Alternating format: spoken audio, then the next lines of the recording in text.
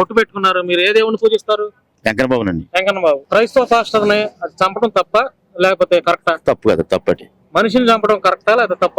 తప్పేనా? మనిషిని చంపేంత మనిషి సిద్ధాంతాలకు విధంగా విమర్శలు చేయొచ్చు. అది ఎవరు చేసినా, క్రైస్తవ పాస్టర్లు దొంగలైనా, ముస్లింలో దొంగలైనా, లేకపోతే బాబాల్లో దొంగలున్నా సిద్ధాంత పరంగా విమర్శించవచ్చు. కానీ చంపేంత రైట్ ఉందా? లేదండి, లేదు. చంపునేంత రైట్స్ మనకి ఇంకా రాలేదు కదండి. అంత అలా చంపునేంత దుర్మార్గుడు కూడా కాదు అనుకోండి.